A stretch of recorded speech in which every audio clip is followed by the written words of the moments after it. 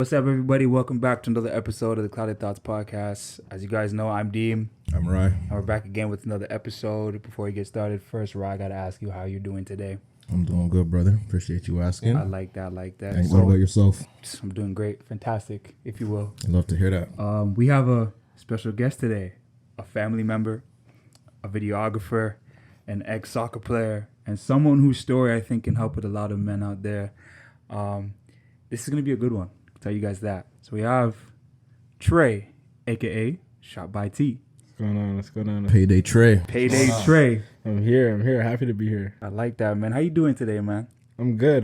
Tired. I'm good. You tired?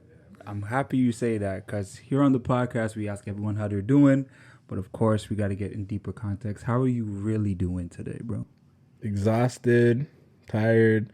It's that time of year in my business where things start to slow down. Mm-hmm. So you got to be more aware of, what you're doing with your money, how you're spending your time. So it's just that time of year. So just getting everything in order, getting everything in check. Okay, man. So I'd like to hear, man. And I got to go back to you. How are you really doing, man? I'm good.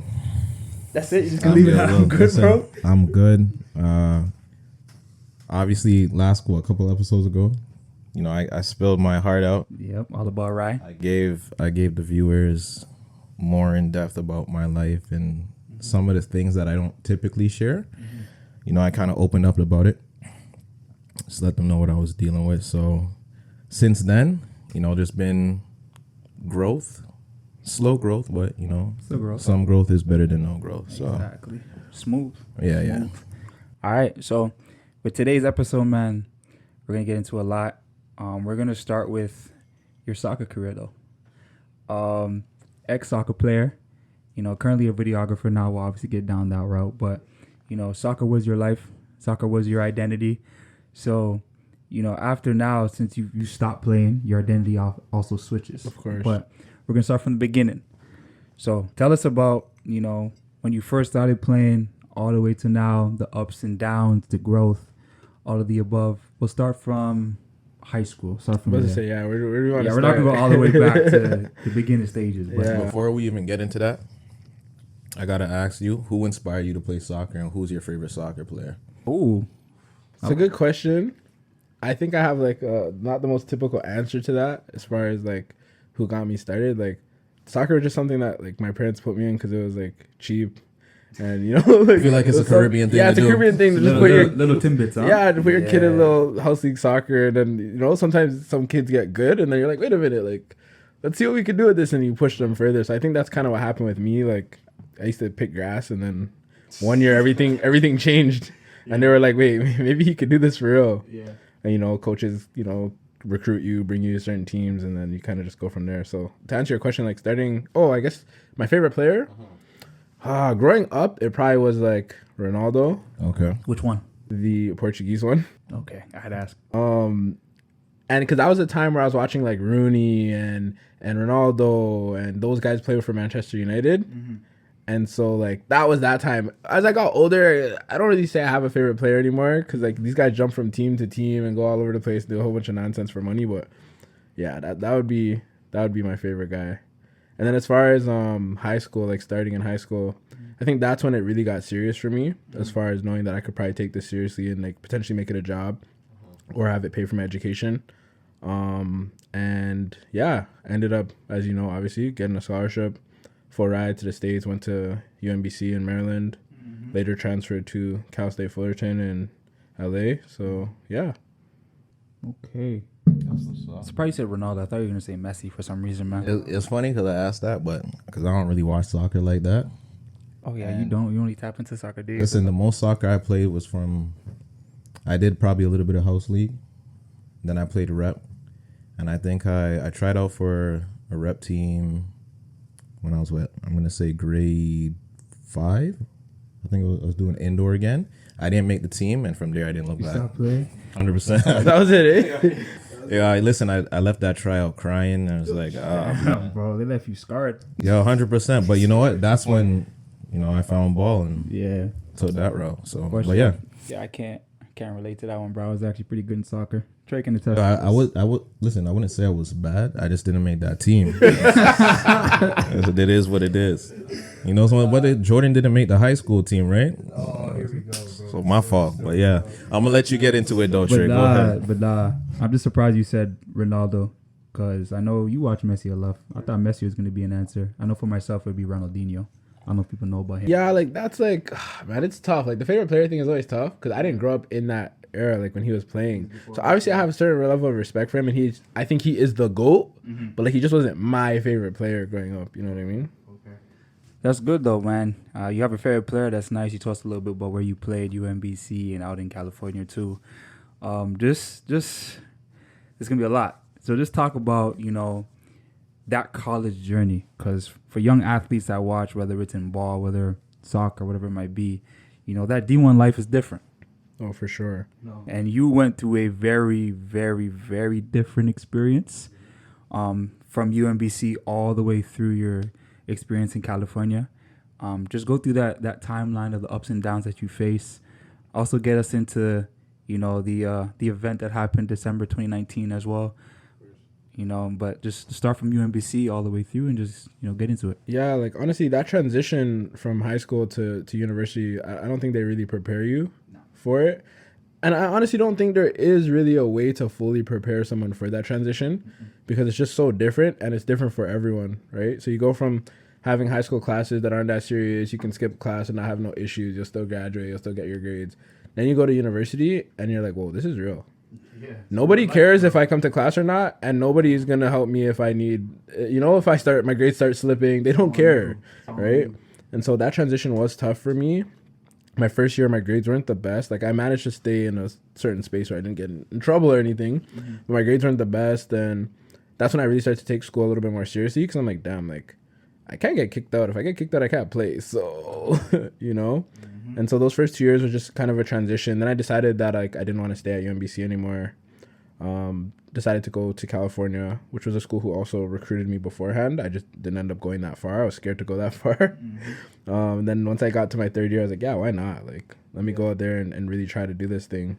Obviously, I was dealing with injuries and so much stuff back and forth, which, weighs on your mental health a lot during those times because you start to kind of question your identity. Like, what if this thing doesn't work? Like this thing that you always set all your time and attention to and those years of training and work, you're like, damn, like what happens if this doesn't work?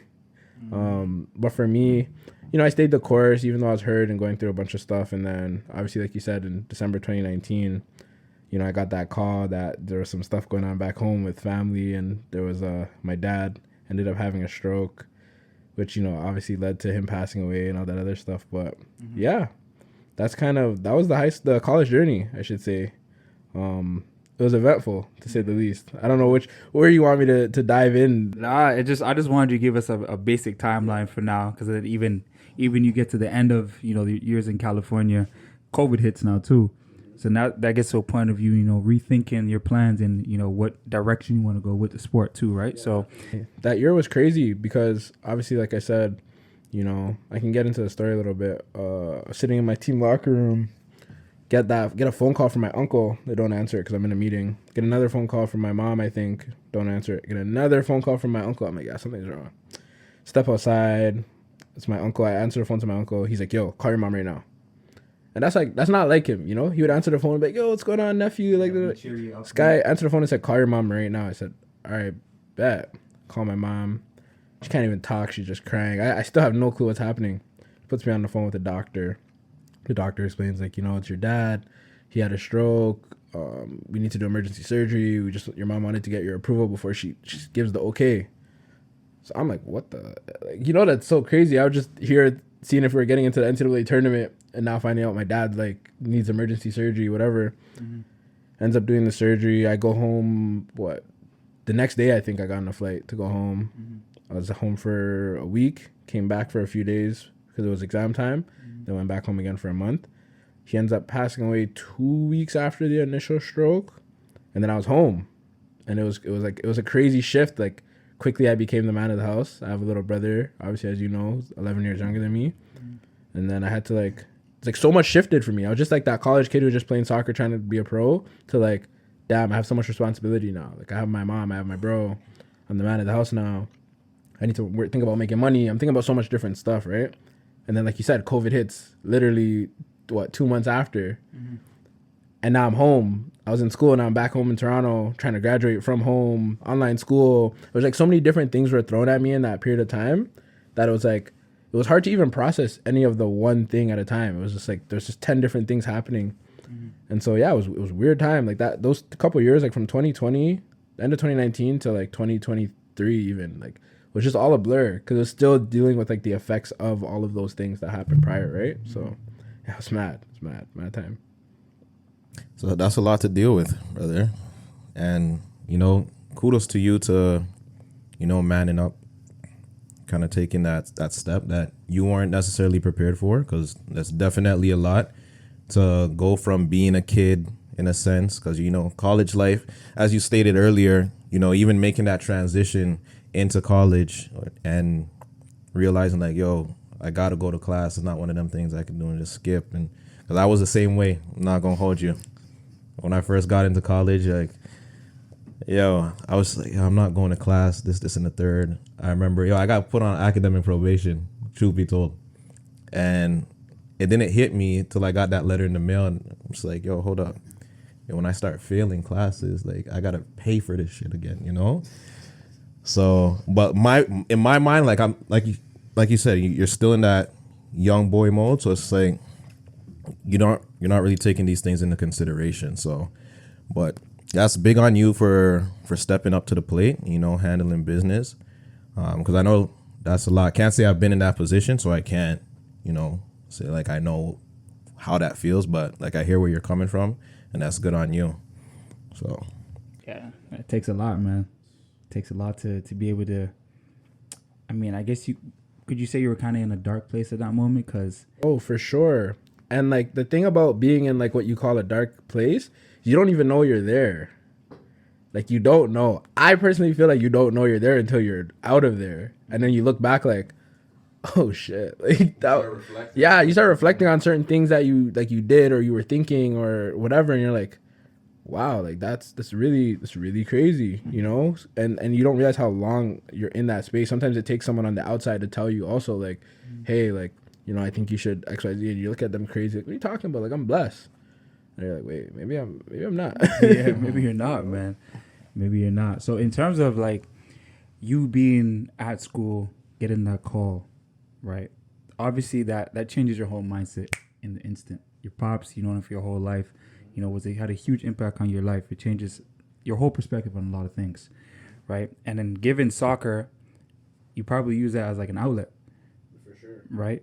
So after the whole situation happens and you have to, go back to school for a short amount of time, what was your mindset going back? How did you manage to, still stay focused on soccer and still be able to persevere, given the event that has happened back at home? I think it's crazy because I think I played some of the best soccer of my life during that little small period after he passed away, because I feel like I then had like a real purpose.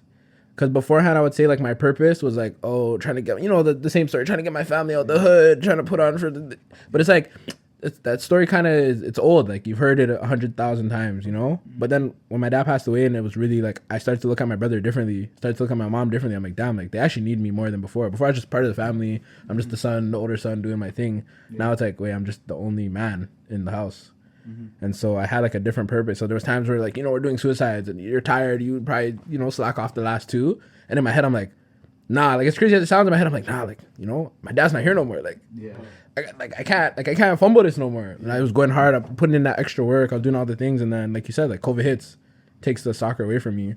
And then I'm home like, oh shit. Like, now what? Yeah, I mean, yeah, you could definitely use that as motivation, but basically what it was, it gave you a little, fire underneath you to continue to persevere and keep pushing, that with that soccer journey, man. But so would you say with you having that, I guess, that boost of motivation now because you're now labeled the man in the house, when you were playing soccer, like to kind of finish things off, right? Do you think that being in that position kind of prepared you for what's to come next in a sense? Like, did that help you transition into like, yo, my mindset has to change. Like, I got to be there for my younger brother. I got to show him certain things because Pops isn't around no more. Obviously you're going to be grieving. Your mom's going to be grieving. Whole family's going to be grieving, right? So in a sense, did that kind of prepare yourself to be like, yo, I'm going to be Because, that? sorry to interrupt you, but because that's a huge responsibility. Like that in itself, to understand and realize you are now the man of your house. Like, you know, your mom's going to go through it. You know, your little brother at that time, he doesn't even know what's going on, right? You have to explain to him now, like, Pops isn't going to be here no more, bro. Like, it's literally just us, Yeah. right? You kind of have to, like, help guide him and guide your mom at the same time, because she lost someone she's known for the majority of her life, maybe more than half her life, Yep. right? So that is a huge role that you had to fill in. So my apologies. No, you're good. So in that sense, like, you know, finishing the mission at hand to start off with, and then for yourself now, where was that source of strength for yourself to see, like, you know, I'm ready to put everybody on my back and I'm ready to take over and like make sure everything is going the way it needs to be going because Pops ain't around no more. To answer your question, I don't think there is a moment that hits you where you're like, I'm ready, because you're not ready. Like, you know, like, I'm still not ready, but I didn't have a choice. Like, you know, it's one of those ones where you're thrown in the fire, you're either going to burn or you're going to survive. Right? So I think for me, it definitely made me a lot more mature. Because up until that point, I never really dealt with any like loss that significant. Like, when you think of loss, it's like, oh yeah, okay, I've lost opportunities to do things. I've lost relationships, friendships.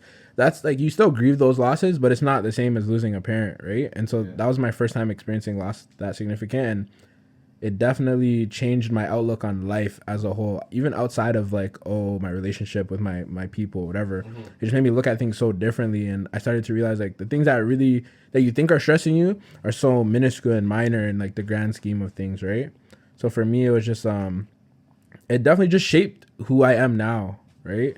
And I've seen it. It's been 5 years now, and every year, every month, I see like what it's done for me and how it's helped me kind of grow as a man, right? Is there any last words that you got from your pops that kind of just stuck with you like to this day? Or is there anything that he's taught you before he's gone that kind of just like it sits with you no matter where you go? I think the biggest thing that I would say that I learned from my pops, and in an indirect way, was the man that like I knew I wanted to be, based off of not necessarily always like the positive things that he would do, but the things that I saw in him that I didn't want to be. And so a lot of times people look for motivation from, oh, he taught me this great lesson of this, and but that's not always where you learn things. You learn things from pain. You learn things from heartache. You learn things from you know, being let down at times too. So I felt like a lot of things I learned from him were things that I didn't enjoy seeing in him. And I like that you said that, because that's actually something I resonate with that, because it's something that I've realized within myself. You know, there's certain things that my pops does, like, you know, to this day. And I'm just like, I don't want to do those things when I'm in the position of being a father, and I don't want to think a certain way. I don't want to look at my relationship in a certain light and think like this is how it's going to be or this is how it's supposed to be, right? So for me, it's like it's a difficult thing. But I'm, like I said, I'm growing and I'm learning, taking it step by step. But when you've been exposed to something your whole life, and it's like, yo, this is all I've seen, this is all I know, to make a conscious effort to go ahead and say like, yo, I'm going to redirect my life and do things differently. It's tough merely for the fact that you've just been exposed to these things your whole life and this is all you see. So subconsciously you start doing these things and it feels right. But going back to what you said earlier, like sometimes when you step back and you're like, when you were saying you were in a dark place and like you step back and you look at yourself on the outside and like you're reflecting, you're just like, shit, like I was doing X, Y, and Z and I didn't even really take note of this because subconsciously it just felt right in the moment. I was just doing these things. So yeah, no, I definitely get what where you're coming from with that. Yeah, it's weird. It's a weird thing because I don't know, like after he passed away also, it's like it's a transition that you're not necessarily prepared for. So you don't even realize, like, I knew, okay, I'm going to be the man of the house, but like, you don't really know what that means. Or what that entails or what it comes with. Yeah, exactly. There's no like manual, like, okay, this is the manual for being the man of the house. This is what you got to do. This is what you should be prepared for. I kind of just got thrown into it. And you have to remember too, it's like, I get thrown into being the man of the house and then I leave. I go right back to school. So I leave my mom and my bro to grieve on their own while I'm at school, also trying to grieve, but like handling business, right? Trying to graduate, trying to do my thing, trying to play soccer still. So it was a lot. And at times, like, I feel like I tried to avoid the responsibility because it just felt like too much. So even when I was back home, I didn't spend a lot of time in my house. Like, I'd always be on the road as much as I could. Like, I'd go spend time with my other people at the time, with my girlfriend, whatever, with my dogs. So it's like I tried to like avoid everything and avoid those emotions, escape it, yeah. Because when I would come home, it was just heavy. I was just reminded of all of the trauma and all of the pain all at once, you know? Yeah, it's crazy. Even to touch on that, and I won't get too deep into it, whatever. But even on now, like I don't stay. I don't. How do I get to it? Why not? That's the whole point of the podcast. Hey, listen, that's the whole point of what we're on here.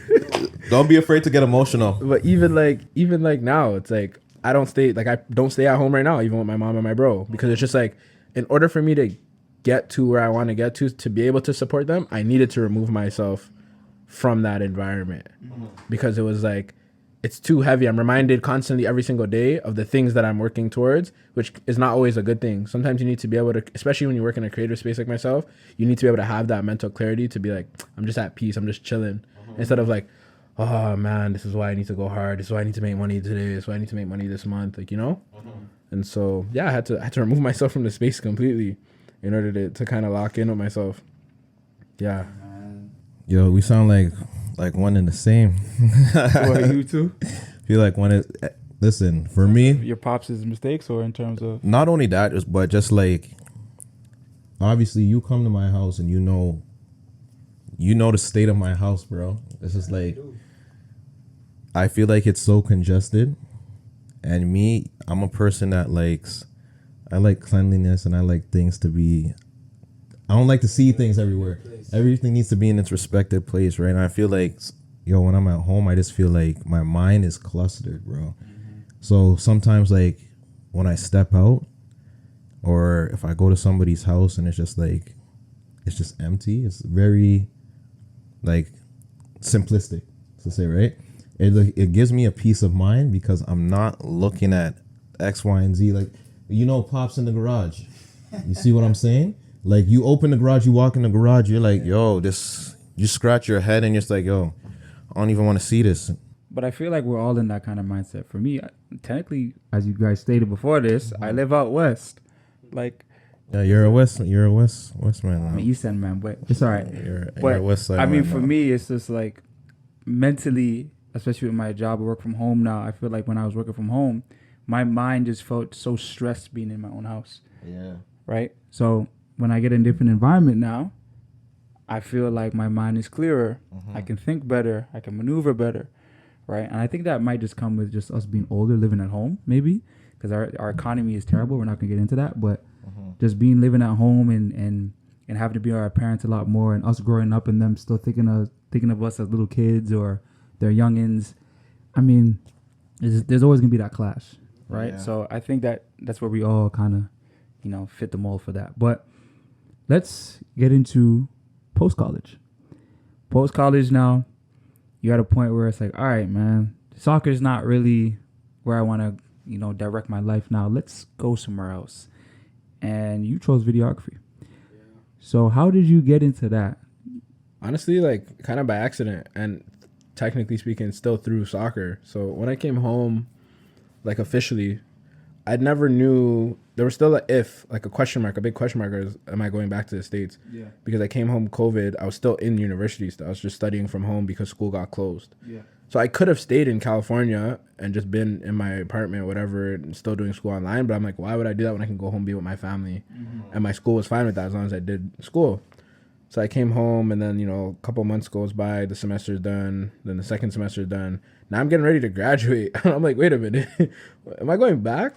So boom, I graduate online, and then they're like, oh, like, you have the opportunity to come back to Cali if you want and play on the semi-pro team, blah, blah, blah. But my head was in such a different space where I'm like, I've already been here for so long. I'm here with my family. I'm here with my girl. Like, do I really want to go back now? Like, I was in such a different headspace. And I was like, do I really want to go back and put my effort and time into that? Like, to me, that didn't even matter anymore. It's like soccer. What's sports when I have my family? Like, that's the stuff that matters, you know? Yeah. And so I ended up staying. And then I was actually doing, someone asked me to be a part of a video, actually playing soccer with one of my closest friends, Kamal Miller. And he's like, oh, can you guys be in this video for me? Like, da-da-da-da, it's going to help promote my company. I was like, yeah, let's do it. And I saw the guy with the camera shooting the thing. And I'm like, you know, as someone who's been a hustler, I had clothing brands, I've done different stuff. I'm like, yo, how much you get paid to do that? He's like, oh, $1,000. I said, $1,000 for what? I said, you've been here for an hour and a half. He's like, yeah, that's just what it cost. I said, what the heck? Teach me how. So he's laughing. He's like, yo, get a camera and I'll teach you how. Thought I was bluffing, thought I wasn't going to do it. I said, yo, send me what I need to get. He sends me this long list of stuff. Might have been like $3,000 worth of stuff. And he's talking to a little, 21-year-old kid who just came back from school. I'm like, bet. Within a week and a half, got everything. Called him and sent him the picture. He said, what the heck? He's like, you're serious? I'm like, yeah, like I'm dead serious. He's like, yo, pop out and I'll show you a 1-2. Showed me a 1-2 at some soccer event. And I quickly caught on to it. I started doing my research because at this time I wasn't working a job. I was just home from school. So I had all the time in the world to research YouTube University, studying, learning about it, trying different things. And then I kind of just went my own way with it. I stopped doing the sports stuff and started getting into more, music videos and content for businesses. Like I did some content for my uncle's cookie business and it kind of took off from there. Got the hang of it, got better. And so far I just keep learning and trying to get better at it now, right? So Amazing cookies, by the way. Yeah, Fatty's cookies, man. Fatty's cookies, bro. Memories. Shit. But, you show some perseverance with that, too. Him telling you, like, you got to get this, and this, and you doing it at the drop of a hat, showed that you had some determination. Yeah, it gave me some purpose. It gave me something to do. Like, I was, realistically, I was bored. Like, it was COVID. No one was outside. Like, there was nothing to do. So I was like, yeah, this gave me something to do every day instead of just listening to music, watching Netflix, like, Yeah. So what was the first thing you shot? The first thing I shot that I can remember. And was it good? Because I know when you first start out, it's like, I could have done this better. Put it this way. Any video I watch for my first year in this business makes me sick. Like, makes my stomach hurt. Like, I was just doing everything. I can't say I was doing everything wrong, but I see the growth from now till then. And I see how the mindset changed and the shifts that happened when I learned different things and how it impacted how I created. But the reason why I'm not completely upset with them, because a lot of them are sentimental stuff. Like one of them was a kid's first birthday party for a close friend of mine. Then it was the cookie content with my uncle's business. Then it was my friend's off-season training. So it's they were all sentimental, so they still hold a piece of my heart on them. But as far as the quality of it, it's just a head scratcher, But you're gonna be your biggest critic, though, right? 100%, man. 100%. That's what a lot of things we do. Even as athletes, we're our biggest critic, man. You ever had a game where you're playing and you watch the film back, I should have made that play. Yeah, you're disgusted. Disgusted. I still have memories from games years ago, bro, high school, that I remember, I shouldn't have done that, bro. But, that's good. So you got started with it, with the videography. You shot your first one. So when did you start to really think you took off some more? I'm going to really start making this a career. I'm going to stick in this for a little while. Where was that moment where it was this is going to stick? I think that moment probably came in probably early last year. So 2021, end of 2021, I pick up my first camera, my own camera. But at that point, I'm not looking at it as a job. I'm picking it up to be let me see what I can do with this thing. This is when you bought all the gear. Yes. Okay. So it's the end of 2021. So that was more it was as much as I did spend a lot of money, I never looked at it as, this is my job now. I looked at it as okay, let me get this stuff and see what I can do. I like taking videos. I like taking pictures. I think that first year, as in 2022, was my testing year. It was me trying to figure out, can I learn enough about this to really do it for real? Yeah. I learned a lot. And then 2023 is when it started to feel real because I was getting booked. So I was getting jobs and I was making money. So I was maybe I can do this. Maybe I really can do this. And that's when I just went all in and I was okay, I'm going to do it now. Upgraded my camera setup, just super locked in on a business level and just branded it as such. And I haven't looked back since, right? So So it's been like 2 solid years of me like working in this industry and continuing to try and like level up and grow. Happy you said that. I asked that question because it's a 2-part question now. Because now you got your foot cemented in it. You're stuck in it 2 feet in, right? With any sort of business you go through, whether you're an entrepreneur, partnership, whatever it might be, there's going to be challenges, 100%. And I know as a videographer, a photographer, a lot of you individuals that are in this space, right, you don't get your just due. You don't get paid the value that you see fit, right? You get kind of misused and you get devalued, and people feel as if, oh, it's just videography, it's just a photographer, just taking photos, taking videos, not realizing there's so much more behind it. They don't see the hours of editing that go behind it. That's just one example. So what are some challenges that you have faced being in this space right now that you have been in for these many years now? I try my best to avoid the type of clients or the type of jobs that could bring those types of issues, but sometimes you can't avoid them. So a lot of them are some of the things you said, like just people not understanding the value that comes with what we do. They think it's easy as pushing a button. There was a time, even myself, I looked at it that way too. I was like, yo, it's not that deep. Why do these photographers think they're so sick? Why are they charging so much? It's not that hard. You just press a button and hold your camera. Until I started doing it for real. And I was like, yeah, it's much deeper than that. What you're paying for is not just me to show up to whatever it is and record and make a video. You're paying for the years of trial and error. You're paying for the hours of studying, and you're paying for my F-ups and my mistakes and, you know, all the things that I did wrong to learn. Like, that's what you're paying for. You're not just paying for this one little moment, but that's how people quantify it in their head. Oh, you're here for 2 hours. Why is it X amount of money? So it has nothing to do with the 2 hours. It has to do with everything that I've learned, everything that I'm bringing to the table, and then what I'm giving you as a final product. And if you do not value that, no problem. You don't have to hire me. You don't have to hire my peers. I'm not one of those people who go like, oh, I don't get why people don't want to pay me what I'm worth. You don't have to pay me what I'm worth. You don't have to hire me. That's all it is. Like, I started entrepreneurship so that I could be my own boss, so that no one could force me to do something that I didn't want to do. The same way I would never force someone to do something they don't want to do, right? True. So. True. And then another big one to touch on it, and I'll leave it here with that question, is like money. Like, simply put, like, this is a business, this is a job. And I think a lot of the times, because people know that we're entrepreneurs, they feel that they can kind of play with our bread, essentially, right? When you go to McDonald's and you order your Big Mac combo, do you go, I see it says it's $12.50 on the board, but like, can we do $5? Like, just today, like, I promise next time, like, I'll give you $12. They're gonna laugh at you and tell you to, like, yo, speed up the line, like, keep it pushing. But when people come to us, right, as content creators, videographers, photographers, whatever it is that we do, actors, so on and so forth, they want to kind of play in our face. And it happens at every level. You've seen it in film and in Hollywood, where they're striking because they're not getting fairly paid. You see it at the lowest level with people like myself, who are just, you know, entrepreneurs doing small business content, medium-sized business content, etc., dealing with the same issues. And so, like, that's probably the biggest one, right? As we film right now, there's some people who have some stuff for me. By your tongue. By your tongue. Have some stuff for me. By your tongue. Hey, man, I think, but that comes with, if I'm being honest, that's in any space, right? And we can always draw back on this as athletes, right? There's coaches that we've probably come across that don't see the value in the player that they have, right? I know for myself, I can speak on, there were a lot of coaches that thought, who's this skinny kid right here, bro? Who is this? What are you going to do? Then you got to technically prove yourself, right? And continue to work. And then they're like, oh, okay, yeah, come on my team now, right? So that's probably the same thing with you now, where it's like, all right, you guys don't value me. You're going to see my work. Now they see your work. Oh, I want, nah. Yesterday's price is not today's price. It's increased now, right? So you gotta respect me in a sense now. You have no choice. I try my best not to hold any hard feelings towards people who don't see it. But it's hard. It's hard not to. It's difficult, bro. It's hard not to. But I take my name and my brand very, very seriously. As you should. A lot of people, I don't know, especially in the creative world, they don't see it that way. But me personally, it's like, I'm a business.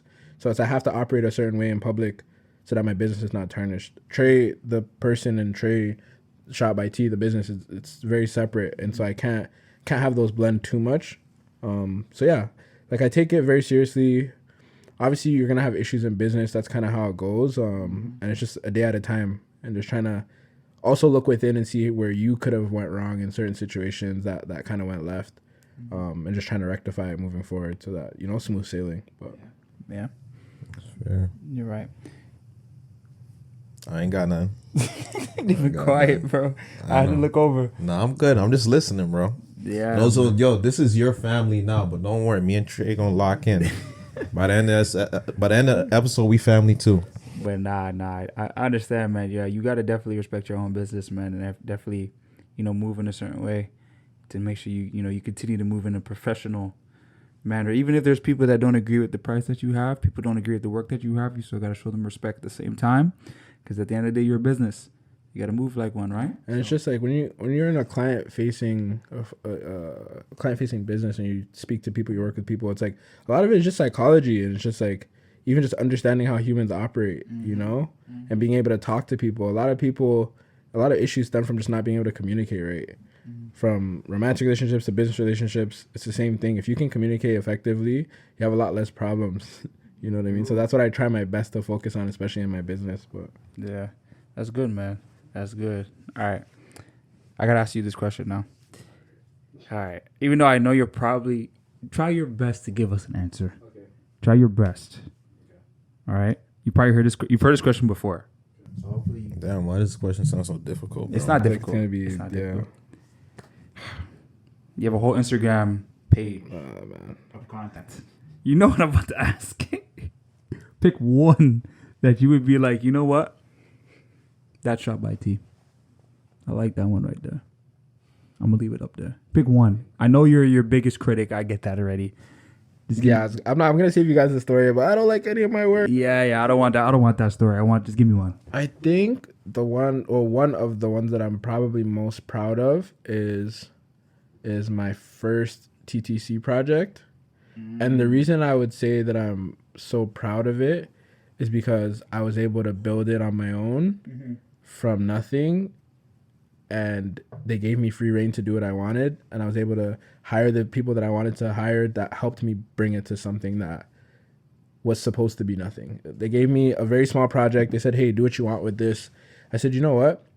Forget the fact that it's a small project. I'm going to show that I can really do this. Yeah. And I brought in some very, very serious minds in the industry that are now my friends and my peers to help me kind of take it to a whole different level. And we were able to kind of show what we could do. And that got us another like 2 TTC jobs and a couple other things to follow. So that's the one I'm the most proud of for sure.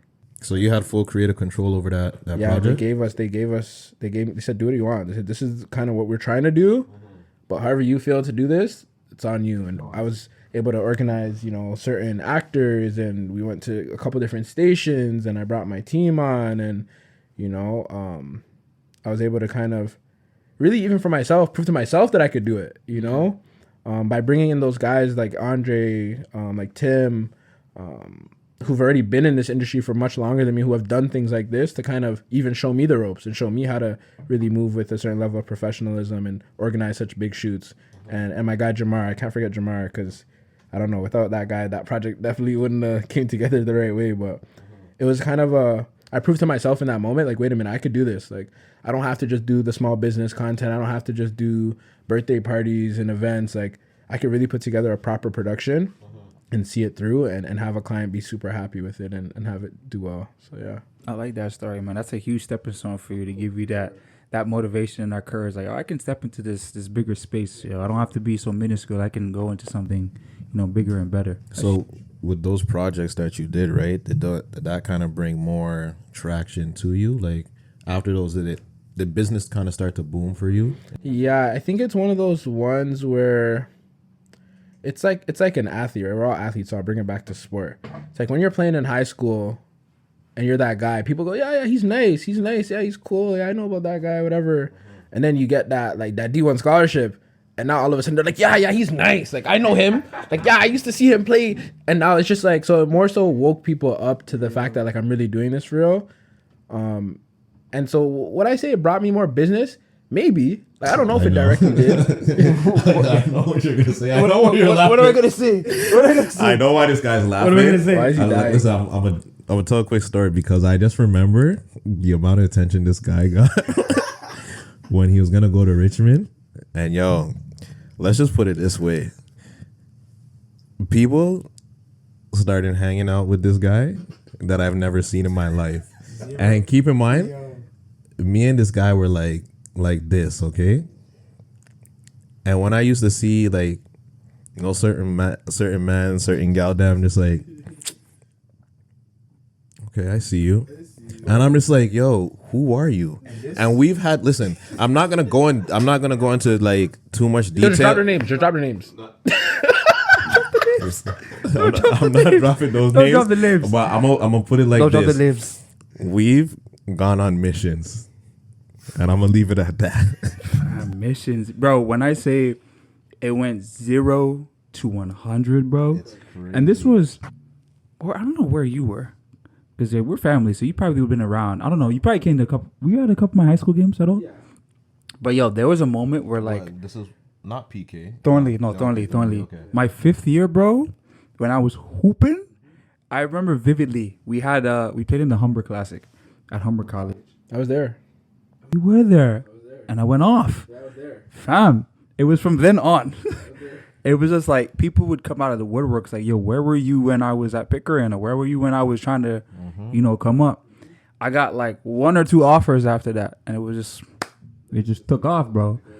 And he's living proof because he was there with me through it all. I can attest to all of it. I was just there like, because obviously like, when it's your dogs, you just look at your dogs like, you know, he's been doing this. Like, I expect nothing less. Like, but to see certain people like kind of circulate and come around, it's just like, whoa. Yeah, it happens, bro. But you got to try to keep yourself level-headed at the same time too. 100%. And you can't get, too distracted from the main goal that you're trying to get, right? But just to see it happen in real life, and to me, it wasn't to a crazy extent as to now with the younger athletes, where it's like they got social media now too. It's so much right? More they're getting paid. They're getting paid now. Yeah. So it's amplified. So you getting like celebrities in your DMs. You're getting multiple people throughout the GTA that like have a name reaching out to you. Right? It's different. Yeah, it's different. Like even in the videographer space, it wasn't like that back then when we were playing. Right? It was just starting to begin. Right? Now, because we came from what, like Hoop Mixtape. Yeah, Ball is Life. I remember we had Hooptown GTA. That's like, if you made it to Hooptown GTA, like you were a guy. You see what I'm saying? 25-point club, bro. Exactly. You just every game you played, you wanted to make sure you hit that 25, just so your name could pop up on the website. And I don't want to be that guy, but did you hit that 25-point club, bro? Nah, I was probably, I'm gonna say like 3 points short of it. That happened to me too at high school. Oh, you didn't reach the 25-point club either, bro? Oh, you guys, man. But the thing is, like, outside of high school ball, like, I scored. You know what? I ain't dropping no team name. No, say the name, bro. Durham City what? Durham West Jaguars. Okay. You already know. I have no idea who they were, but all right. But listen, shout out to all my homies that played on that team with me. Durham West Jaguars. Listen, shout out to all the homies that played on that team with me and like they really came to hoop for real. Like, cause it was a tough time. But let's get back to the main thing. But you're right, Trey. It's just, people start to look at you a little differently. But hey, man, Trey, we're gonna cut it right there, man. We appreciate you for hopping on the podcast. Appreciate you guys. Appreciate you telling your story about your pops. I know that took a lot, and appreciate you telling us, your story as a videographer, because I know that space is a competitive space now. Especially the GTA. There's so many different videographers and photographers I've met and I've seen. You guys all have your different perspectives through your lens. And, it's just a matter of how you want to promote yourself and whether or not the individuals you work with feel as if you're going to be worth any value when they, ask you to work with them. So I say continue to push, continue to do what you do. Your family, so obviously I'm going to give you some sort of advice. But I think you're headed in a great direction right now. Appreciate it. You work with DJ Khaled. We're not going to get into that because that's another story. So you're under. So you're already the best then. What are you talking about? Let me find out. Don't say that. Don't I'm say gonna leave it at that. Yeah. Leave it at that. But yeah, man, you're on a good trajectory. So keep it going, keep it pushing, man. But with that, man, thank you guys for tuning in to another episode of Khaled Thoughts Podcast, man. go follow his page, Shop by T. Is there anything else you want to shout out to the public that they should know about you right now? It's a loaded question.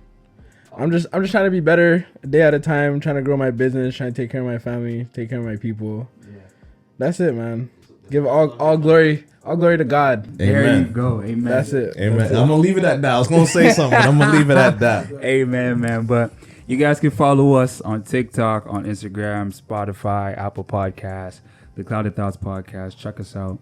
You guys are gonna like our content. You know, give you some great discussions on men's mental health and mental health in general. If I'm being honest, everyone can, you know, dip and dabble in it. But we're out with that. As you guys already know, I'm Deem. I'm Ryan. That's Trey. We'll see you guys again another episode. Peace.